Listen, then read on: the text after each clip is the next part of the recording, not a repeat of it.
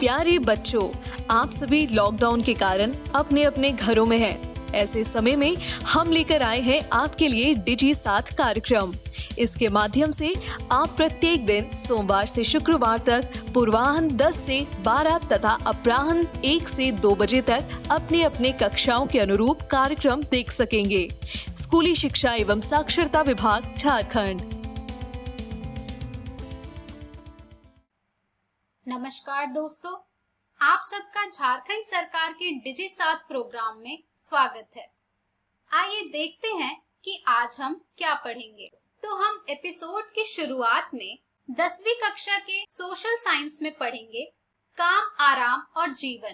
हम इस अध्याय का तीसरा भाग देखेंगे आज, और साथ ही इस पर आधारित कुछ रोचक प्रश्नों को भी जानेंगे। फिर हम 10वीं कक्षा का इंग्लिश ग्रामर पढ़ेंगे जिसका नाम है मोडाल्स, और 12वीं कक्षा में हम पढ़ेंगे केमिस्ट्री का अध्याय पी ब्लॉक एलिमेंट्स। हम इस अध्याय का पहला भाग देखेंगे आज, और फिर इन पर आधारित कुछ प्रश्नों को भी जानेंगे। साथ ही 12वीं कक्षा के बायोलॉजी का अध्याय पढ़ेंगे वंशागति के आणविक आधार। इस अध्याय का भी हम पहला भाग देखेंगे आज, और इन पर आधारित कुछ प्रश्नों को भी जानेंगे। तो आइए शुरू करते हैं हम अपना प्रोग्राम डिजी साथ। अब पढ़ाई नहीं रुकेगी। हेलो फ्रेंड्स, आज हम अध्याय 6 काम, आराम और जीवन के भाग 3 पे चर्चा करेंगे। तो दोस्तों, इस वीडियो में हम चर्चा करेंगे औपनिवेशिक भारत के शहर और पर्यावरण की चुनौती। तो चलिए दोस्तों, शुरुआत करते हैं हम औपनिवेशिक भारत के शहर से। दोस्तों, पश्चिमी यूरोपीय शहरों के विपरीत 19वीं सदी में हमारे शहर इतनी तेजी से विकास नहीं किए, अर्थात इस समय विकास की गति धीमी थी। दोस्तों, 20वीं सदी के शुरुआत में हमारे देश में केवल 11% लोग ही शहर में निवास करते थे, अर्थात इस शहरी आबादी में से भी बहुत बड़ी संख्या 3 विशाल प्रेसिडेंसी शहरों में रहती थी। पहला था बॉम्बे, दूसरा कैलकाटा और तीसरा मद्रास। चलिए दोस्तों, अब हम देखते हैं कि इन प्रेसिडेंसी शहरों में क्या क्या होते थे। तो दोस्तों, इन प्रेसिडेंसी शहरों में बड़े बड़े बंदरगाह, वेयरहाउस, घर व दफ्तर, सेना की छावनी और शैक्षणिक संस्थान, यहाँ तक कि संग्रहालय और पुस्तकालय भी हुआ करते थे। दोस्तों, इनमें से बंबई भारत का एक प्रमुख शहर था। 19वीं सदी के आखिरी सालों में बंबई तेजी से फैलने लगा और 1872 में उसकी आबादी 6,44,405 थी, जो कि 1941 में 1,50,00,000 तक पहुंच चुकी थी। चलिए दोस्तों, अब हम आगे बढ़ते हैं, और आगे बढ़ते हुए अब हम देखेंगे कि बंबई का विकास कैसे हुआ।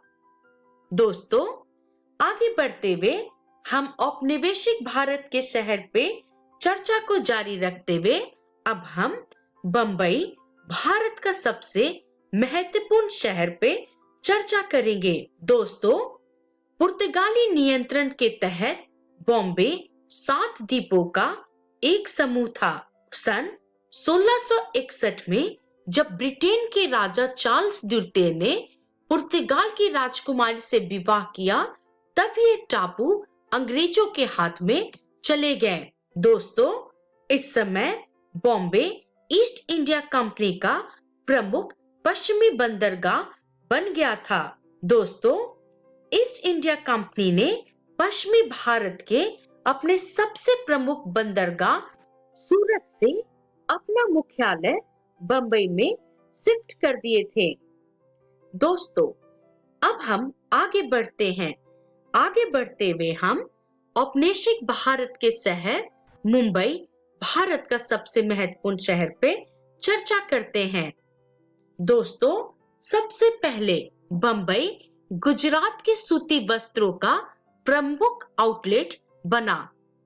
दोस्तों, बंबई पश्चिमी भारत का एक महत्वपूर्ण प्रशासनिक और औद्योगिक केंद्र भी बन गया, जहां से कपास और अफीम जैसे कच्चे माल निर्यात किए जाते थे। दोस्तों, 19वीं सदी के आखिर तक मुंबई देश का एक बड़ा औद्योगिक केंद्र बन चुका था। चलिए दोस्तों, अब हम आगे बढ़ते हैं। आगे बढ़ते हुए हम अपनी चर्चा औपनिवेशिक भारत के शहर पे जारी रखते हुए अब हम बंबई शहर में रोजगार पे चर्चा करते हैं। दोस्तों, 1819 में बॉम्बे को बॉम्बे प्रेसिडेंसी की राजधानी बना दिया गया। दोस्तों, यहाँ तक कि बंबई में पहली सूती कपड़ा मिल 1854 में स्थापित किया गया। दोस्तों, सन 1921 तक आते आते बंबई में 85 कपड़ा मिल खुल चुकी थी, जिसमें 1,46,000 मजदूर काम करते थे। चलिए दोस्तों, अब हम आगे बढ़ते हैं। आगे बढ़ते हुए हम अपनी चर्चा औपनिवेशिक भारत के शहर पे जारी रखते हुए अब हम शहर में रोजगार की चर्चा को जारी रखेंगे। दोस्तों, सन 1881 से 1931 के बीच बंबई में रहने वालों में से लगभग 1/4 लोग ऐसे थे जिनका जन्म बॉम्बे में ही या बंबई में ही हुआ था। दोस्तों, 1919 से 1926 के बीच मिलों में काम करने वाले मजदूरों में औरतों की संख्या 23% थी। यहाँ तक कि दोस्तों, बॉम्बे रेलवे ने राज्य में प्रवास के उच्च स्तर को प्रोत्साहित किया, अर्थात रेलवे के विकास के कारण बॉम्बे में बहुत सारे लोग दूसरे राज्यों से आए और इनमें से सबसे ज्यादा रत्नागिरी जिले से लोग आए थे। चलिए, अब हम आगे बढ़ते हैं। आगे बढ़ते हुए अब हम अपनी चर्चा औपनिवेशिक भारत के शहर पे जारी रखते हुए हम अब आवास और पड़ोस पे चर्चा करेंगे। दोस्तों, बंबई जो है एक भीड़ भाड़ वाला शहर था और बंबई किसी योजना के अनुसार नहीं बढ़ा, अर्थात 1840 के दशक में जहां लंदन का क्षेत्रफल प्रति व्यक्ति 155 वर्ग गज था, वहीं पे बंबई का क्षेत्रफल प्रति व्यक्ति 9.5 वर्ग गज था। दोस्तों, 1872 में लंदन में प्रति मकान में औसतन 8 आदमी रहते थे, जबकि बंबई में प्रति मकान में 20 रहते थे। इस प्रकार से हम कह सकते थे कि बॉम्बे में कुछ भी सुनियोजित नहीं था। चलिए दोस्तों, अब हम आगे बढ़ते हैं। आगे बढ़ते हुए हम औपनिवेशिक भारत के शहर पे चर्चा को जारी रखते हुए आवास और पड़ोस की चर्चा को जारी रखेंगे। दोस्तों, सन 1800 के आसपास बंबई फोर्ट 2 हिस्सों में विभाजित था। एक हिस्सा जो कि या जहां की बॉम्बे के नेटिव रहते थे और दूसरा हिस्सा जहां यूरोपीय या गोरे रहा करते थे। दोस्तों, 1850 के मध्य तक आवास और पानी की आपूर्ति की संकट बॉम्बे में तीव्र हो गई। चलिए दोस्तों, अब हम आगे बढ़ते हैं। आगे बढ़ते हुए हम अपनी चर्चा औपनिवेशिक भारत के शहर पे जारी रखते हुए मुंबई अर्थात बॉम्बे में आवास और पड़ोस की स्थिति की भी चर्चा करेंगे। दोस्तों, 70% से भी अधिक कामकाजी लोग, जो कि कह सकते हैं कि घनी आबादी वाले लोग, चौल में रहते थे, जबकि 90% मिल मजदूर गिरन गांव नामक मिल गांव में रहते थे। दोस्तों, जो दबे कुचले वर्ग थे, ये लोग अक्सर पत्ते या बांस के बने झोपड़ी में रहते थे। चलिए दोस्त, अब हम आगे बढ़ते हैं। आगे बढ़ते हुए हम औपनिवेशिक भारत के शहर पे चर्चा को जारी रखते हुए अब हम शहर नियोजन पे चर्चा करेंगे। दोस्तों, 1898 में city of Bombay improvement trust की स्थापना की गई। इसका मुख्य रीजन था शहर के केंद्र से गरीब घरों को साफ करना। दोस्तों, 1918 में रेंट एक्ट उचित किराया देने के लिए पारित किया गया था, लेकिन इसका भी विपरीत प्रभाव पड़ा। चलिए दोस्तों, अब हम आगे बढ़ते हैं। आगे बढ़ते हुए हम औपनिवेशिक भारत के शहर पे चर्चा को जारी रखते हुए बंबई में भूमि विकास पे चर्चा करेंगे। दोस्तों, 1784 में विलियम हार्डबी ने महान समुद्री दीवार के निर्माण को मंजूरी दे दी और 1864 में मालाबार हिल से कोलाबा के आखिरी छोर के पश्चिमी तट को विकसित करने का ठेका बैंक वे रिक्लेमेशन कंपनी को मिला। दोस्तों, 1914 और 1918 के बीच एक सफल रिक्लेमेशन परियोजना शुरू की गई और बॉम्बे के प्रसिद्ध मरीन ड्राइव का विकास किया गया। चलिए दोस्तों, अब हम आगे बढ़ते हैं। आगे बढ़ते हुए हम औपनिवेशिक भारत के शहर पे चर्चा को जारी रखते हुए हम सपनों का शहर बंबई और सिनेमा और संस्कृति की दुनिया पे चर्चा करेंगे। दोस्तों, बंबई को सपने का शहर या मायापुरी कहा जाता है। सन 1896 में पहली फिल्म साखाराम भाटवेडकर ने बॉम्बे में एक कुश्ती मैच के दृश्य को शूट किया था। वहीं पे 1913 में दादा साहब फाल्के ने दूसरी फिल्म राजा हरिश्चंद्र बनाई। चलिए दोस्तों, अब हम आगे बढ़ते हैं। आगे बढ़ते हुए हम औपनिवेशिक भारत के शहर पे चर्चा को जारी रखते हुए सपनों का शहर बंबई, सिनेमा और संस्कृति की दुनिया पे चर्चा को जारी रखते हैं। दोस्तों, सन 1925 तक बॉम्बे भारत की फिल्म राजधानी बन गई। फिल्म उद्योग के कई लोग लाहौर, मद्रास और कलकत्ता जैसे शहरों से आते थे। दोस्तों, 1947 में लगभग 50 फिल्में बनी, जिन पर 75.6 करोड़ रुपए की लागत आई थी। चलिए दोस्तों, अब हम आगे बढ़ते हैं। आगे बढ़ते हुए हम शहर और पर्यावरण की चुनौती पे चर्चा करेंगे। सबसे पहले हम इंग्लैंड की चर्चा करते हैं। दोस्तों, लीड्स और ब्रेडफोर्ड और मैनचेस्टर जैसे औद्योगिक शहरों में कारखानों की चिमनी आसमानों में काले धुएं का निर्वहन करते थे। 1840 तक डर्बी, लीड्स और मैनचेस्टर में धुएं पे नियंत्रण करने के कानून बनाए गए। दोस्तों, 1847 और 1853 के स्मोक अमेंडमेंट एक्ट असफल रहा क्योंकि धुएं की निगरानी या माप करना आसान नहीं था। चलिए दोस्तों, अब हम आगे बढ़ते हैं। आगे बढ़ते हुए हम शहर और पर्यावरण की चुनौती की चर्चा को जारी रखते हुए अब हम कलकत्ता शहर पे चर्चा करेंगे। दोस्तों, 1855 की शुरू की गई रेलवे लाइन ने रानीगंज से एक नया प्रदूषक तत्व कोयला निकला। दोस्तों, 1863 में कोलकाता भारत का पहला शहर था जिसमें धुआं निरोधक कानून पारित किया गया था। दोस्तों, 1920 में टॉलीगंज की चावल मिलों में कोयले की बजाय धान की भुस्सी जलाई जाने लगी, जिससे भी प्रदूषण काफी बढ़ गया। चलिए दोस्तों, अब हम आगे बढ़ते हैं। आगे बढ़ते हुए हम चर्चा करेंगे कि इस वीडियो में हमने क्या सीखा। तो दोस्तों, इस वीडियो में हमने औपनिवेशिक भारत के शहर और पर्यावरण की चुनौती पे चर्चा की। इसका रेफरेंस है इतिहास कक्षा 10 की पाठ्य पुस्तक। और दोस्तों, अगली वीडियो में हम प्रश्न उत्तर हल करेंगे। तब तक के लिए धन्यवाद।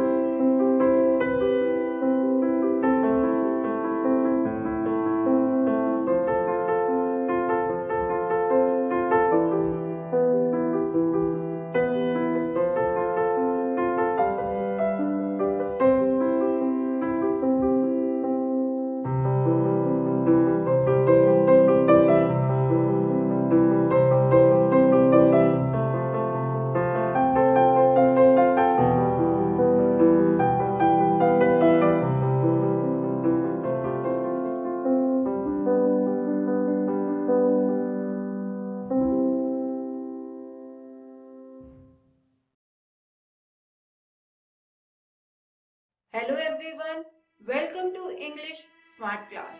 दोस्तों, आज इस स्मार्ट क्लास में हम लोग बात करेंगे हमारे ग्रामर के टॉपिक मॉडल्स की। दोस्तों, ये वीडियो इस टॉपिक का पार्ट 1 है। टोटल हम लोग इसके 2 पार्ट्स को पढ़ेंगे। तो चलिए दोस्तों, आज के इस ग्रामर लेसन को शुरू करते हैं। बात करते हैं कि आज इस वीडियो में हमें क्या क्या सीखने को मिलेगा। दोस्तों, आज इस वीडियो के थ्रू आप जिन टॉपिक्स को पढ़ेंगे उनमें सबसे पहला टॉपिक है व्हाट इज। जानेंगे कि आखिर मॉडल्स होते क्या चीज है। उसके बाद हम लोग मॉडल्स के कुछ रूल्स के बारे में बात करेंगे। इन रूल्स को समझना बहुत जरूरी है ताकि आप मॉडल्स का करेक्ट यूज कर सके ग्रामर के according. And finally at the end हम लोग बात करेंगे कुछ इम्पोर्टेंट मॉडल्स के यूज के बारे में।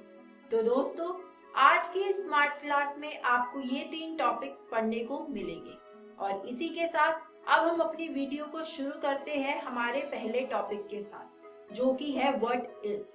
चलिए दोस्तों, जानते हैं कि आखिर मॉडल्स होते क्या है। Modal auxiliaries are helping verbs. दोस्तों, ऑक्सिलरीज का मतलब होता है गिविंग हेल्प और सपोर्ट, यानी कि मॉडल्स एक तरह से हेल्पिंग वर्ब्स होते हैं। नेक्स्ट पॉइंट है हमारा they are used with other verbs, यानी कि दोस्तों मॉडल्स को हम लोग दूसरी वर्ब्स के साथ यूज करते हैं। और क्या करने के लिए यूज करते हैं? To express possibility, permission, intention, ability etcetera. यानी कि मॉडल्स एक ऐसा वर्ब है जिसे हम लोग दूसरी वर्ब्स के साथ यूज करते हैं। मॉडल्स हमारे हेल्पिंग वर्ब है। चलिए दोस्तों, अब हमने ये तो पढ़ लिया कि आखिर ये होते क्या है। अब इसके कुछ रूल्स देखते हैं। दोस्तों, हमारा रूल नंबर 1 है modals are always used with a principal verb, यानी कि हम हमेशा मॉडल्स को यूज करते हैं एक प्रिंसिपल वर्ब के साथ। They are never use alone, यानी कि मॉडल्स को आप कभी भी अकेले यूज नहीं कर सकते। उनको यूज करने के लिए उनके साथ एक प्रिंसिपल वर्ब होना जरूरी है।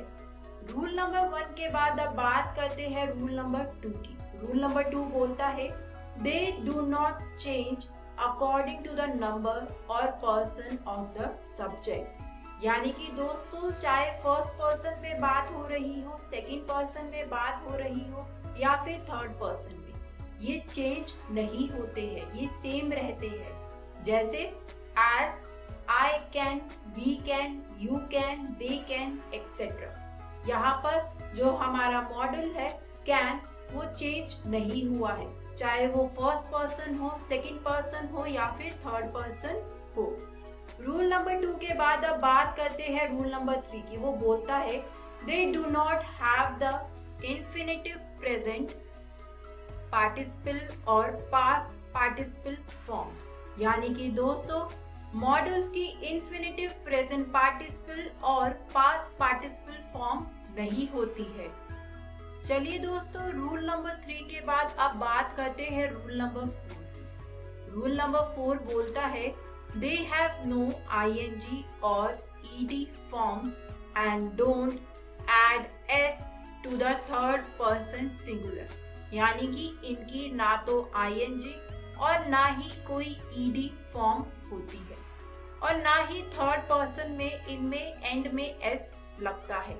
एंड फाइनली फ्रेंड्स, हमारा लास्ट रूल है 5th, they can not be use in all the tenses. यानी कि मॉडल्स का हम लोग यूज हर तरह के टेंस में नहीं कर सकते। जैसे it works as principal verb as I need a pen. ये प्रिंसिपल वर्ब की तरह काम करते हैं, जैसे कि हमारा example I need a pen. तो दोस्तों, अब हमने मॉडल्स के 5 रूल्स तो समझ लिए। अब बात करते हैं उन वर्ड्स के बारे में जिन्हें हम मॉडल्स बोलते हैं। इनमें कौन कौन से वर्ड्स आते हैं? Shall, will, should, would, may, might, can, could, must. ये सारे के सारे वर्ड्स हमारे मॉडल्स है दोस्तों। आप इनको अपनी नोटबुक में लिख भी सकते हैं ताकि आपको याद रहे। दोस्तों, इन वर्ड्स के अलावा भी हमारे पास कुछ और वर्ड्स हैं जिन्हें हम मॉडल्स बोलते हैं। उनमें है मस्टंट, जिसकी फुल फॉर्म होती है must not, ought to, need, dare, have to, used to। तो दोस्तों, ये सारे वर्ड्स हमारे कहलाते हैं मॉडल्स। दोस्तों, अब हम लोग कुछ इम्पोर्टेंट मॉडल्स के यूज के बारे में बात करेंगे, जिसमें सबसे पहला मॉडल है विल। देखते हैं विल को हम क्या क्या किस तरह से यूज कर सकते हैं। विल को यूज करने का सबसे पहला रूल है to express an invitation or request when the subject is the pronoun of the second person। यानी कि दोस्तों, to express an invitation or request, जब हमारा subject हो pronoun of the second person। इसका एक एग्जाम्पल देखते हैं इसको और अच्छे से समझने के लिए। हमारा एग्जाम्पल है will you have a cold drink। यहाँ पर हमने इनविटेशन दिया है। यहाँ पर हम लोग सेकंड पर्सन से एक इनविटेशन पूछ रहे हैं कि क्या तुम कोल्ड ड्रिंक लोगे। इसका एक और एग्जाम्पल देखते हैं, जैसे कि will you please give him the message। यहाँ पर अगेन हम सेकंड पर्सन में उसको बोल रहे हैं, लेकिन यहाँ पर हम उससे रिक्वेस्ट कर रहे हैं। दोस्तों, सेकंड रूल है विल को यूज करने का to express something that happens again and again and is likely to reoccur again। यानी कि जब हमें कुछ ऐसी चीज एक्सप्रेस करनी हो जो बार बार हो रही हो और दोबारा भी होगी, तो उस जगह पर भी हम लोग विल यूज करते हैं। चलिए इसका एक एग्जाम्पल देखते हैं इस पॉइंट को और अच्छे से समझने के लिए। हमारा एग्जाम्पल है इस पॉइंट का, he will often go to the roof of his house and enjoy kite flying। दोस्तों, आप इस सेंटेंस में देख सकते हैं, इस सेंटेंस में एक ही चीज बार बार हो रही है और दोबारा भी उसके होने के चांसेस है, तो इसीलिए हमने यहाँ पर विल यूज किया है। He will often go to the roof of his house, यानी कि वो बहुत बार अपने घर की छत पर जाता है। किस लिए जाता है? क्योंकि वो काइट फ्लाइंग करना एंजॉय करता है। तो इसीलिए दोस्तों इस सेंटेंस में हमने यूज किया है विल। हमारा लास्ट पॉइंट है जहां पर विल यूज होता है टू एक्सप्रेस प्रिडिक्शन, यानी कि जब हमें कुछ प्रिडिक्ट करना हो उस जगह पर भी हम लोग विल यूज करते हैं। चलिए इस पॉइंट का एग्जाम्पल देखते हैं इसे और अच्छे से समझने के लिए। हमारा एग्जाम्पल है you will catch cold if you go out in the rain. यहाँ पर हम लोग प्रिडिक्ट कर रहे हैं कि अगर तुम बाहर गए तो तुम्हें फिर से कोल्ड हो जाएगा, तो यू विल, इसीलिए हमने यहाँ पर विल यूज किया है क्योंकि हम लोग यहाँ पर कुछ प्रिडिक्ट कर रहे हैं। चलिए इस प्रिडिक्शन का ही एक और एग्जाम्पल देखते हैं। If he doesn't run fast he will miss the train, यानी कि अगर वो जल्दी नहीं भागा तो वो अपनी ट्रेन मिस कर देगा। अगेन यहाँ पर हम कुछ प्रिडिक्ट कर रहे हैं, इसीलिए हमने अगेन यहाँ पर यूज किया है विल। और इसी के साथ मुझे उम्मीद है दोस्तों कि अब आपको समझ आ गया होगा कि विल कहाँ कहाँ पर यूज होता है। अगर हमें कुछ प्रिडिक्ट करना है तो हम विल का यूज करते हैं। अगर कोई चीज बार बार हो रही है और उसके दोबारा भी होने के चांसेस है, तब भी हम वहां पर विल यूज करते हैं। अगर हम कुछ एक्सप्रेस कर रहे हैं इनविटेशन या रिक्वेस्ट सेकंड पर्सन प्रोनाउन में, तो वहां पर भी हम लोग विल का यूज करते हैं। तो दोस्तों विल अब यहीं पर खत्म होता है। विल के बाद अब बात करते हैं हमारे नेक्स्ट मॉडल्स की, जो कि है शेल। चलिए दोस्तों देखते हैं कि शेल कहाँ कहाँ पर कैसे यूज होता है। To express simple future when the subject is the pronoun of the first person, यानी कि जब हमें सिंपल फ्यूचर एक्सप्रेस करना हो और जो हमारा सब्जेक्ट है वो एक प्रोनाउन हो फर्स्ट पर्सन का। इसको और अच्छे से समझने के लिए इसका एक एग्जाम्पल देखते हैं। हमारा एग्जाम्पल है I shall write a letter to my father tomorrow. दोस्तों इस एग्जाम्पल में हम लोग सिंपल फ्यूचर की बात कर रहे हैं कि मैं लेटर लिखूंगी, अभी तक लिखा नहीं है, अपने फादर को टुमारो, इसीलिए हम लोगों ने यहाँ पर यूज किया है शेल। एक और एग्जाम्पल देखते हैं इसका, we shall hold a meeting in the evening. Again हम कुछ ऐसी चीज की बात कर रहे हैं जो फ्यूचर में होने वाली है, अभी तक हुई नहीं है, यानी कि जो मीटिंग है वो अभी तक हुई नहीं है, इसीलिए हमने यहाँ पर यूज किया है शेल।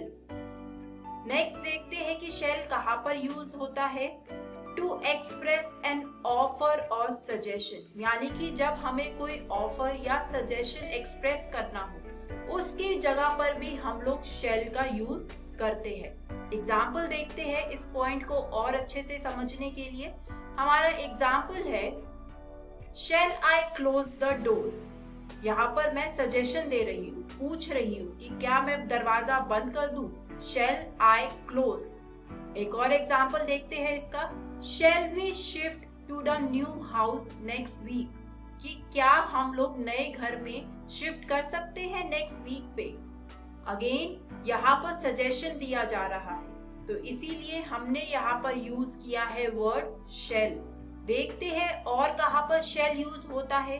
शेल हम तब भी यूज करते हैं जब to express that something certainly will और मस्ट हैपन, यानी कि जब हमें कुछ एक्सप्रेस करना हो जो होना ही होना है, तब भी हम उसके प्लेस पर वहां पर यूज करते हैं शेल। चलिए दोस्तों, इस पॉइंट को और अच्छे से समझने के लिए इसका एक एग्जाम्पल देखते हैं। हमारा एग्जाम्पल है, no child shall be allowed to go out of the school during study hours, यानी कि ये चीज होनी ही होनी है कि किसी भी बच्चे को पढ़ाई के वक्त स्टडी आवर के टाइम पर स्कूल से बाहर जाना अलाउ नहीं है। इसीलिए दोस्तों हमने यहाँ पर यूज किया है वर्ड शेल। दोस्तों विल और शेल के बाद अब बात करते हैं एक और मॉडल्स की जो कि बहुत इम्पोर्टेंट है, वो है वुड। देखते हैं वुड का किस तरह से यूज होता है। वुड को हम लोग यूज करते हैं to express a polite request और सजेशन। जब हम एक पोलाइट रिक्वेस्ट करते हैं या फिर एक पोलाइट सजेशन करते हैं तो वहां पर हम लोग यूज करते हैं वुड। इसका एग्जाम्पल देखते हैं इसे और अच्छे से समझने के लिए। हमारा एग्जाम्पल है, would you be kind enough to lend me your book. दोस्तों आप इस एग्जाम्पल में देख सकते हैं हम रिक्वेस्ट तो कर रहे हैं, लेकिन जो हमारी रिक्वेस्ट है वो काफी ज्यादा पोलाइट है। एक बार फिर से दोबारा इस एग्जाम्पल को पढ़ते हैं, would you be kind enough to lend me your book. हमारी जो रिक्वेस्ट है यहाँ पर वो काफी ज्यादा पोलाइट है, इसीलिए हमने यहाँ पर यूज किया है वुड। एक और एग्जाम्पल देखते हैं इसका, would you please shut the door, यानी कि हम यहाँ पर दरवाजा बंद करने को तो बोल रहे हैं लेकिन वो काफी ज्यादा पोलाइट रिक्वेस्ट है, तो इसीलिए हमने यहाँ पर यूज किया है वुड। यानी कि अगर हम किसी से कुछ रिक्वेस्ट करें और वो रिक्वेस्ट काफी पोलाइट हो तो हम वहां पर यूज करते हैं वुड। आगे देखते हैं और कहां पर वुड का यूज होता है। वुड को हम लोग यूज करते हैं to express a wish concerning the future action of another person, यानी कि हम लोग कुछ विश कर रहे हैं पर वो विश किसी और पर्सन के लिए है, उसके फ्यूचर एक्शन के लिए है, तो तब भी हम लोग वहां पर यूज करते हैं वुड। चलिए दोस्तों इस पॉइंट को और अच्छे से समझने के लिए हम इसका एक एग्जाम्पल देखते हैं। हमारा एग्जाम्पल है, I wish our hockey team would win the Olympic again। यहाँ पर अगेन हम लोग विश कर रहे हैं पर वो विश हमारे लिए नहीं है, वो किसी के और के फ्यूचर के लिए है और इसीलिए हमने यहाँ पर यूज किया है वुड। एक और एग्जाम्पल देखते हैं इसी का, I wish he would reach here soon। Again यहाँ पर हम लोगों ने विश की है लेकिन वो विश हमारे लिए नहीं है, किसी और पर्सन के लिए है, इसीलिए हमने यहाँ पर यूज किया है वुड। चलिए दोस्तों अब आगे देखते हैं और कहाँ पर वुड यूज होता है। वुड का हम इस्तेमाल करते हैं टू एक्सप्रेस इंटेंशन और डिटर्मिनेशन, दोस्तों, डिटर्मिनेशन का मतलब होता है the ability to continue trying to do something, यानी कि अगर कुछ डिफिकल्ट भी है लेकिन हम उसे बार बार ट्राई करते रहे करने की, तो वो होता है डिटर्मिनेशन। इसका एग्जाम्पल देखते हैं कि यहाँ पर किस तरह से वुड यूज होता है। हमारा एग्जाम्पल है I would carry out your orders at all cost. दोस्तों, यहाँ पर बात हो रही है डिटर्मिनेशन की कि चाहे कुछ भी हो जाए मैं तुम्हारे ऑर्डर्स को फॉलो करूंगा, उन्हें कैरी आउट करूंगा, और इसीलिए हम लोगों ने यहाँ पर यूज किया है वुड। दोस्तों, इसी का एक और एग्जाम्पल देखते हैं, she would like to have her say. दोस्तों, यहाँ पर इंटेंशन की बात हो रही है और इसीलिए हम लोगों ने यहाँ पर वुड का यूज किया है। और दोस्तों, इसी के साथ वुड का यूज अब यहीं पर खत्म होता है। बात करते हैं कि आज इस वीडियो में हम लोगों ने क्या सीखा। आज इस वीडियो में हम लोगों ने बात करी व्हाट इज, कि आखिर मॉडल्स होते क्या है। वो हेल्पिंग वर्ब होते हैं। उसके बाद हम लोगों ने कुछ रूल्स के बारे में बात करी कि कहाँ पर हम लोग मॉडल्स का यूज कर सकते हैं और कहाँ पर मॉडल्स का यूज नहीं होता। And finally at the end हमने कुछ इम्पोर्टेंट मॉडल्स के यूज के बारे में पढ़ा, जिसमें हमने बात करी विल के बारे में, शुड के बारे में और वुड के बारे में, कि इनको कहाँ पर कैसे कैसे हम लोग यूज कर सकते हैं। इससे अगली वीडियो में दोस्तों हम लोग बात करेंगे हमारे कुछ और मॉडल्स के बारे में और उनके यूज के बारे में पढ़ेंगे। तो दोस्तों, अब मैं आपसे मिलूंगी नेक्स्ट वीडियो में। Thank you. नमस्कार दोस्तों, आज हम कक्षा 12वीं के रासायनिक विज्ञान का 7वां अध्याय पी ब्लॉक के तत्व शुरू करने जा रहे हैं। वीडियो को शुरू करने से पहले आइए देखते हैं कि आज की इस वीडियो में हम लोग कौन कौन सी चीज़ों पर बात करने वाले हैं। इस वीडियो में सबसे पहले हम पाठ का परिचय पढ़ेंगे, उसके बाद हम वर्ग 15 के तत्वों के गुण पढ़ेंगे और आखिरी में हम वर्ग 15 के यौगिकों के बारे में पढ़ेंगे। तो आइए शुरू करते हैं पाठ का परिचय। पी ब्लॉक तत्वों को आवर्त सारणी के वर्ग 13 से 18 में रखा गया है। इन तत्वों का संयोजकता कोश इलेक्ट्रॉनिक विन्यास NS2 1 से लेकर 6 तक होता है।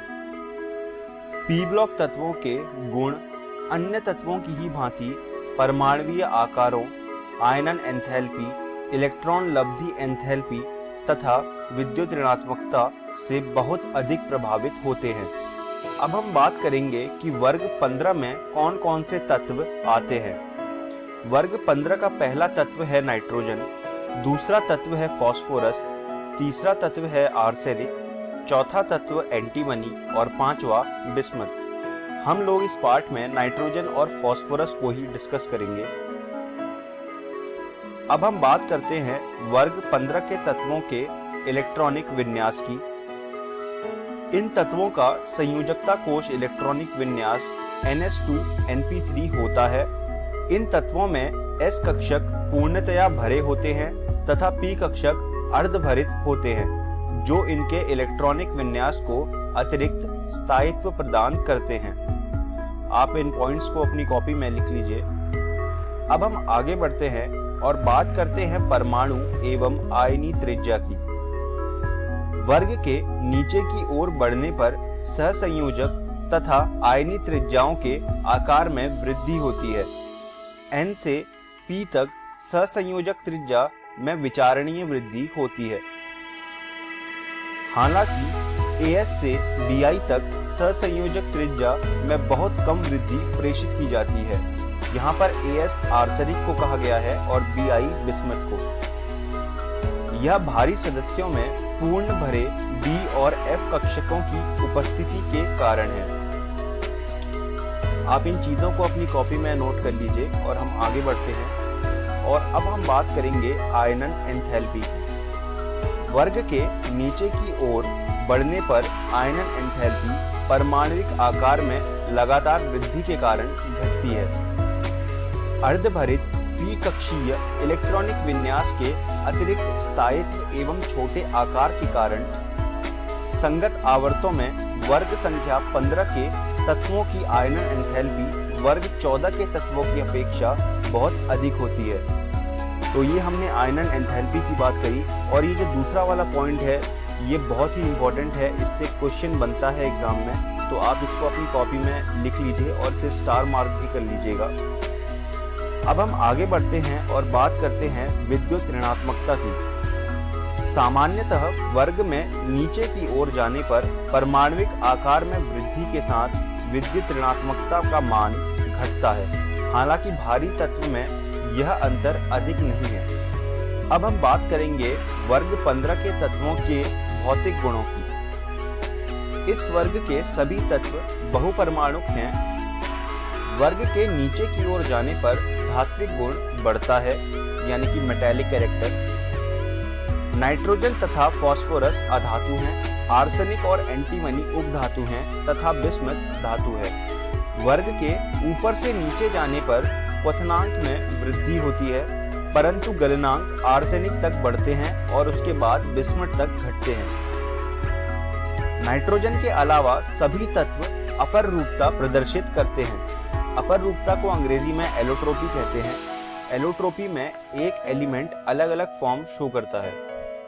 अब हम बात करते हैं वर्ग 15 के तत्वों के रासायनिक गुणों की।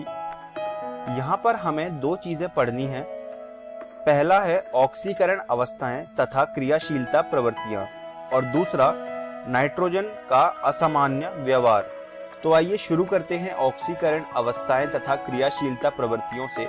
इन तत्वों की सामान्य ऑक्सीकरण अवस्थाएं -3, +3 तथा +5 है।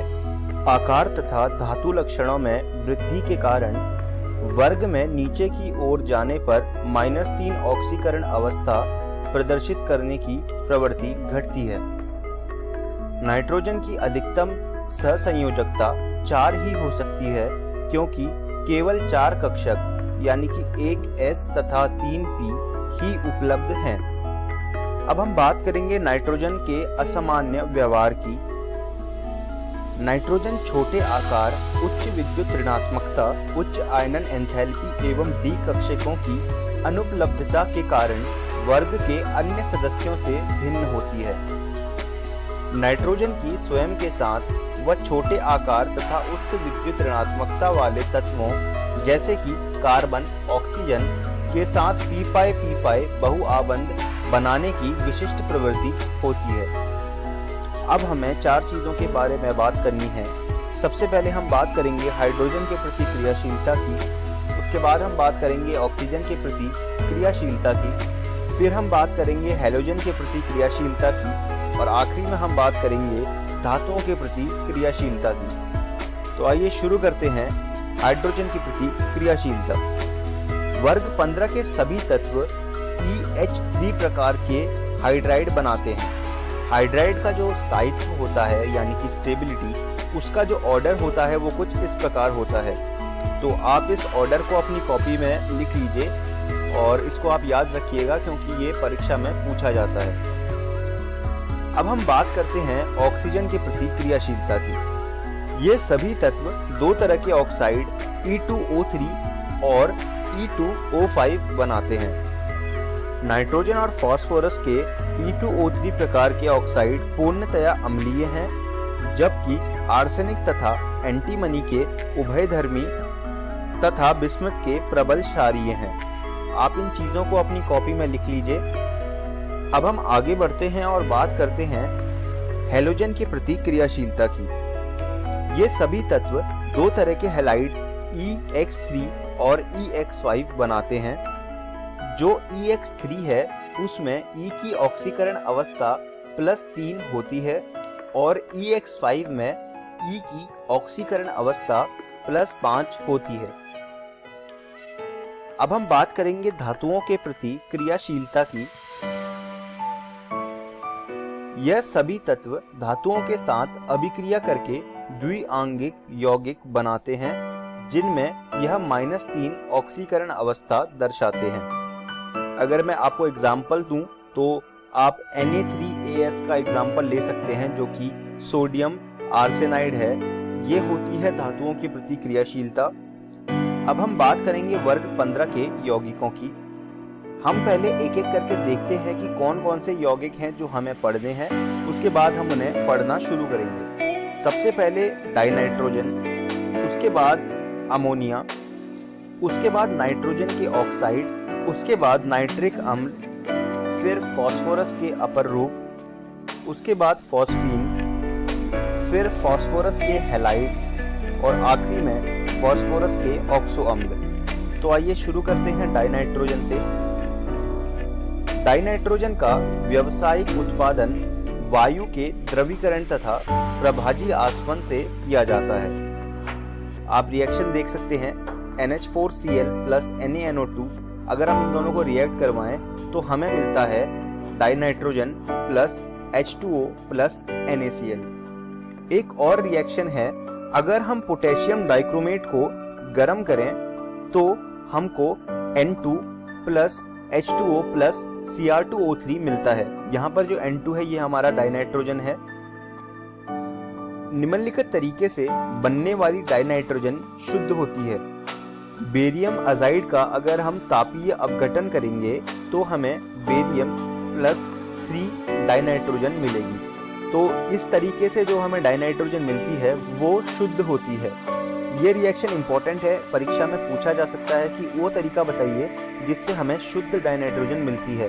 तो वहाँ पर आपको ये लिखना होगा, ये रिएक्शन वहाँ पे आपको लिखनी होगी। अब डाइनाइट्रोजन के कुछ गुण देख लेते हैं। डाइनाइट्रोजन एक रंगहीन, गंधहीन, स्वादहीन तथा अविषैली गैस है। डाइनाइट्रोजन बंध की उच्च बंध एंथैल्पी के कारण डाइनाइट्रोजन कमरे के ताप पर काफी अक्रिय है। आप देख सकते हैं डाइनाइट्रोजन में ट्रिपल बॉन्ड है, मतलब ये 3 बॉन्ड से एक दूसरे से जुड़ा हुआ है। तो 3 बॉन्ड को तोड़ना काफी मुश्किल होता है और कमरे के ताप पर ये कभी भी रिएक्शन नहीं देगी, क्योंकि ये 3 बॉन्ड को तोड़ने के लिए बहुत ज्यादा ऊर्जा चाहिए होती है और कमरे के ताप पर ये संभव नहीं है। यद्यपि ताप में वृद्धि के साथ क्रियाशीलता तेजी से बढ़ती है। अगर हम ताप को बढ़ाते हैं, यानी कि टेम्परेचर को अगर हम बढ़ाते हैं, तो यहाँ पर क्रियाशीलता तेजी से बढ़ती है। डाइनाइट्रोजन की निम्नलिखित अभिक्रिया होती है। आप रिएक्शंस को देख सकते हैं और अपनी कॉपियों में लिख सकते हैं। मैं एक एक करके एक्सप्लेन करता हूँ कि क्या हो रहा है रिएक्शन में। लिथियम को जब डाइनाइट्रोजन के साथ गर्म किया जा रहा है तो ये Li3N बना रहा है। अगर हमने Mg को डाइनाइट्रोजन के साथ गर्म किया है तो ये Mg3N2 बना रहा है। निम्नलिखित अभिक्रिया को हाबर प्रक्रम कहते हैं। ये रिएक्शन है N2 प्लस 3H2। अगर आप इसको 773 केल्विन पर गर्म करते हैं तो ये 2NH3 देता है। NH3 अमोनिया है। तो ये जो रिएक्शन है ये आपको अमोनिया की प्रिपरेशन के टाइम भी पूछी जाएगी और इसको हाबर प्रक्रम कहते हैं। और मैं एक चीज़ आपको बता दूं कि जितनी भी ये नेम्ड रिएक्शन होती है जिनमें किसी ना किसी का नाम जुड़ा होता है, जैसे इसमें हाबर प्रक्रम है या फिर कुछ और आपको आगे देखने को मिलेगा, तो ऐसी रिएक्शन को आपको बहुत ध्यान रखना है, क्योंकि ऐसी रिएक्शन परीक्षा में पूछी जाती है। अब हम इस वीडियो के अंत में आ गए हैं। आइए देखते हैं कि हमने आज की इस वीडियो में क्या क्या सीखा। सबसे पहले हमने पाठ का परिचय पढ़ा, उसके बाद हमने वर्ग 15 के तत्वों के गुण पढ़े और आखिरी में हमने वर्ग 15 के कुछ यौगिकों को जाना। मैं उम्मीद करता हूँ आपको मेरी पढ़ाई हुई चीज़ें समझ आई होंगी और आपको यह सुझाव दूंगा कि आप घर जाके इन चीज़ों को रसायन विज्ञान की NCERT से पढ़ लीजिएगा। अगली वीडियो में हम वर्ग 15 के यौगिकों के बारे में पढ़ेंगे, जो अभी हमने नहीं करे, जो छूट गए हैं, उनको हम अगली वीडियो में कवर करेंगे। उसके बाद हम नाइट्रोजन के ऑक्साइड पढ़ेंगे और आखिरी में हम फास्फोरस के ऑक्सो अम्ल के बारे में पढ़ेंगे। धन्यवाद दोस्तों।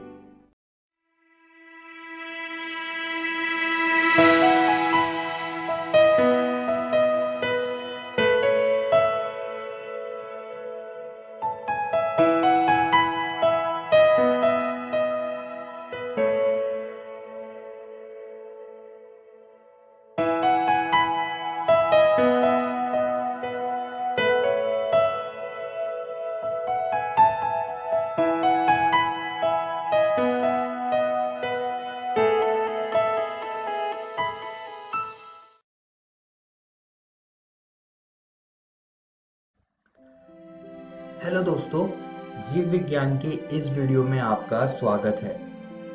आज हम एक नया अध्याय शुरू करने जा रहे हैं जिसका नाम है वंशागति के आणविक आधार।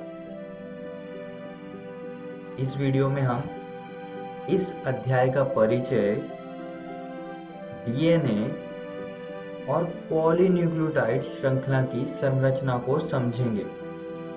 तो चलिए शुरू करते हैं। अब दोस्तों, यहाँ तक हमको पता चल ही गया है कि कारक या जीन एक पीढ़ी से दूसरी पीढ़ी तक जाते हैं और इसका पता मेंडल ने लगाया था और इसका विश्लेषण भी उन्होंने किया था। इसके बारे में हम इससे पिछले अध्याय में पढ़ चुके हैं, लेकिन ना तो हमें जीन की संरचना के बारे में पता चला और ना ही हमें पता चला है कि ये किस चीज से बने हैं। तो इस अध्याय में हम न्यूक्लिक अम्लों के बारे में पढ़ेंगे जिसमें कि ये सारे जीन्स होते हैं।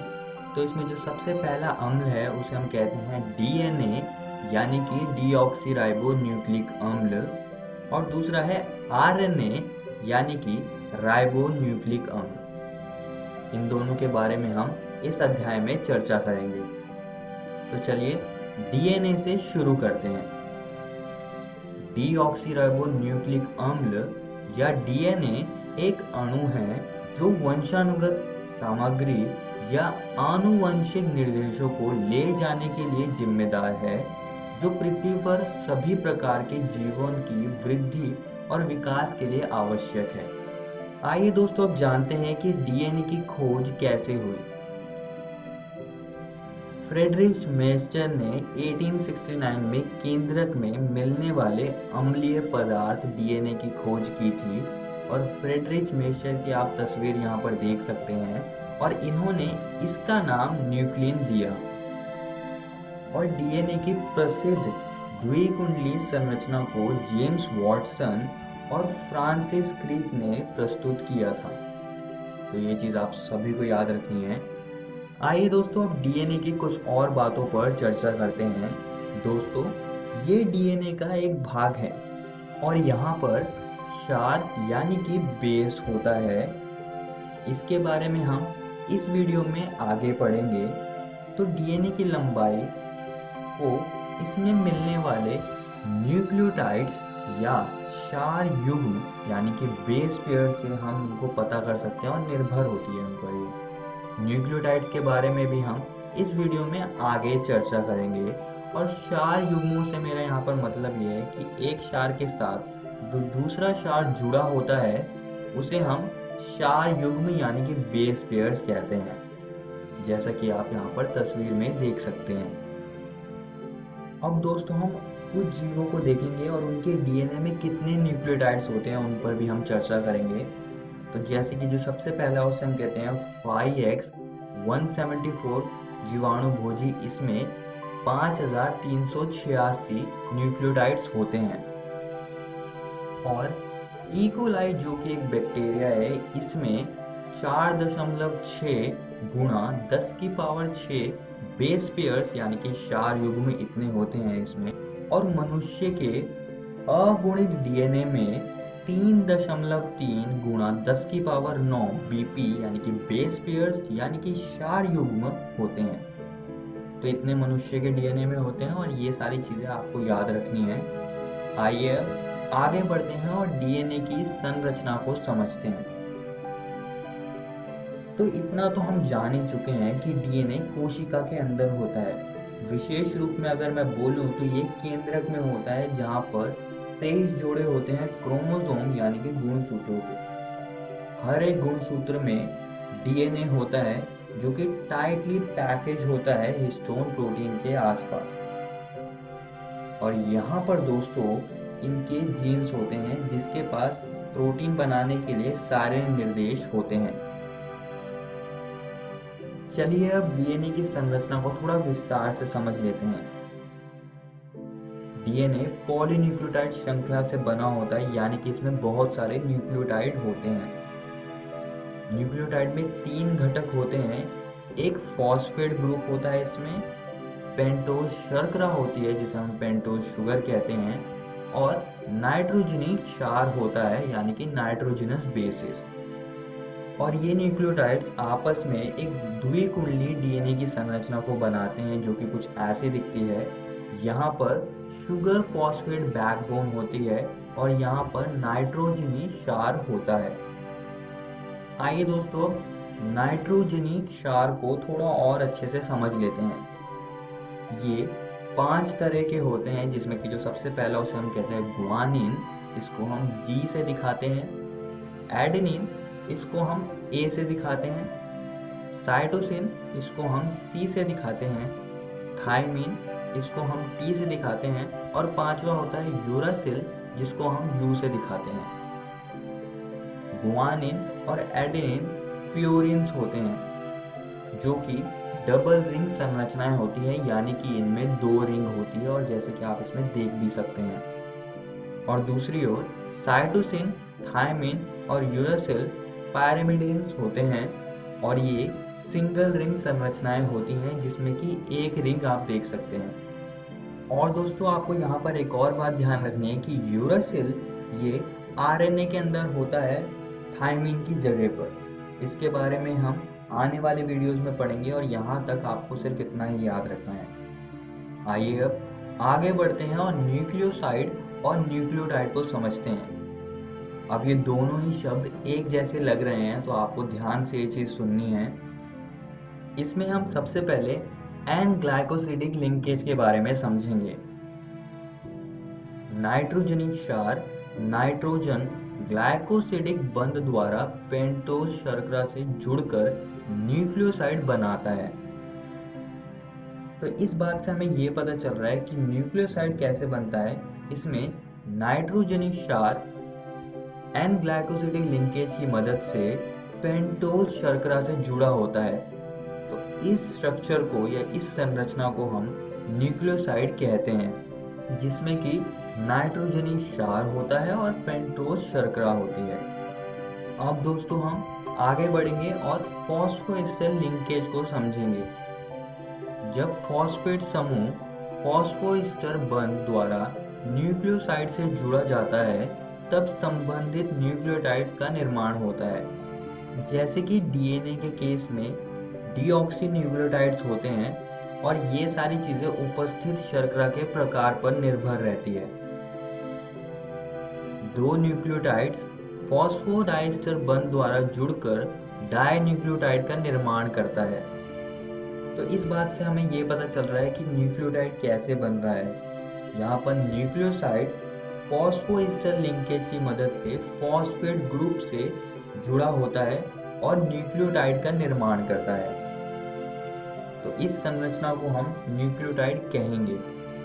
आइए अब आगे बढ़ते हैं और पॉलीन्यूक्लियोटाइड श्रृंखला को समझते हैं। तो ये डीएनए की पॉलीन्यूक्लियोटाइड श्रृंखला का एक भाग है। यहाँ पर फॉस्फोडाइस्टर बंध होता है, जो कि फॉस्फोएस्टर लिंकेज की मदद से बनता है, और यहाँ पर ग्लाइकोसिडिक बंध होता है, जो कि एन ग्लाइकोसिडिक लिंकेज की वजह से बनता है। और अगर आप यहाँ पर देखें तो ये नाइट्रोजनी क्षार हैं, और अगर आप इनको ध्यान से देखें तो ये एडेनिन और थायमिन आपस में जुड़ रहे हैं 2 हाइड्रोजन बॉन्ड की मदद से। और यहाँ पर गुआनिन और साइटोसिन आपस में जुड़ रहे हैं 3 हाइड्रोजन बॉन्ड की मदद से। और दोस्तों, यहाँ पर 5 प्राइम किनारा होता है और यहाँ पर 3 प्राइम किनारा होता है। 5 प्राइम किनारे पर एक स्वतंत्र फॉस्फेट ग्रुप होता है और 3 प्राइम किनारे पर OH ग्रुप होता है। तो ये चीज आप सभी को याद रखनी है। आइए अब डीएनए अनुक्रम को समझते हैं। डीएनए अनुक्रम का मतलब है कि किस प्रकार न्यूक्लियोटाइड्स या क्षार डीएनए में लगे हुए हैं, डीएनए रज्जुक में लगे हुए हैं। तो यहाँ पर मैंने एक बात लिख दी, क्षार युग्मन यानी कि बेस पेयरिंग एक दूसरे के पूरक हैं। अब इस बात से हमें क्या पता चल रहा है, चलिए हम इसको एक उदाहरण से लेते हैं। यहाँ पर मैंने एक डीएनए रज्जुक का अनुक्रम लिख दिया है। तो अगर आप इसको ध्यान से पढ़े, क्षार युग्मन एक दूसरे के पूरक हैं।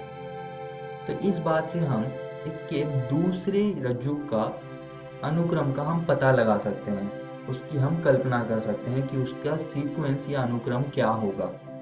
तो आप इसकी कल्पना कीजिए और इसको कॉपी में लिखने की कोशिश कीजिए। हाँ, तो इसके जो दूसरे रज्जुक का जो अनुक्रम होगा वो होगा ये, क्योंकि यहाँ पर लिखा है कि 4 युग्मन एक दूसरे के पूरक हैं और हमको पता है कि एडेनिन थायमिन से हमेशा जुड़ता है और साइटोसिन गुआनिन से जुड़ता है। तो ऐसे करके हमने दूसरे डीएनए रज्जुक का अनुक्रम पता कर लिया है। और आप यहाँ पर एक और चीज देख सकते हैं कि दोनों श्रृंखला प्रति समानांतर ध्रुवणता वाली हैं। इसका मतलब है कि एक श्रृंखला की ध्रुवणता 5 प्राइम से 3 प्राइम की ओर होगी तो दूसरी की ध्रुवणता होगी 3 प्राइम से 5 प्राइम की ओर। तो ये चीज आप सभी को याद रखनी है। चलिए अब आगे बढ़ते हैं और सेंट्रल डोग्मा को समझते हैं। अगर मैं आपको सरल शब्दों में बताऊं तो जो डीएनए होता है वो अनुलेखन यानी कि ट्रांसक्रिप्शन की प्रक्रिया से एमआरएनए में बदलता है और एमआरएनए रूपांतरण यानी कि ट्रांसलेशन के प्रक्रिया से प्रोटीन का निर्माण करता है। लेकिन कुछ वायरसेस में रिवर्स ट्रांसक्रिप्शन भी होता है, जिसमें कि जो आरएनए है वो रिवर्स ट्रांसक्रिप्शन के प्रोसेस की वजह से डीएनए में वापस बदलता है। इस वीडियो में हमने डीएनए के बारे में बात करी, जिसमें कि हमने डीएनए की संरचना और इसकी पॉलीन्यूक्लियोटाइड श्रृंखला के बारे में चर्चा करी। और दोस्तों, मैं आप सभी को एक और बात बताना चाहता हूँ कि आज हमने आपकी एनसीईआरटी किताब के ये 2 टॉपिक्स को ख़त्म कर लिया है। आप इनको ज़रूर घर से किताब से पढ़कर आइएगा। अगली वीडियो में हम डीएनए कुंडली का पैकेजिंग, आनुवंशिक पदार्थ की खोज और आनुवंशिक पदार्थ के गुणों के बारे में चर्चा करेंगे। धन्यवाद।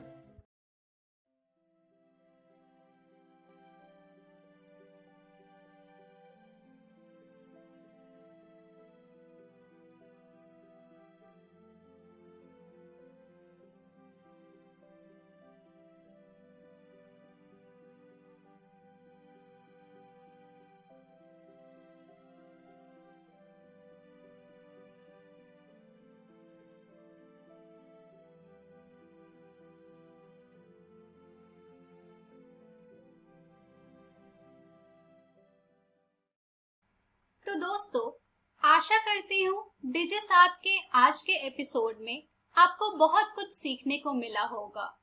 आइए देखते हैं कि आज हमने क्या पढ़ा। तो आज हमने 10वीं कक्षा के सोशल साइंस का अध्याय काम, आराम और जीवन पढ़ा।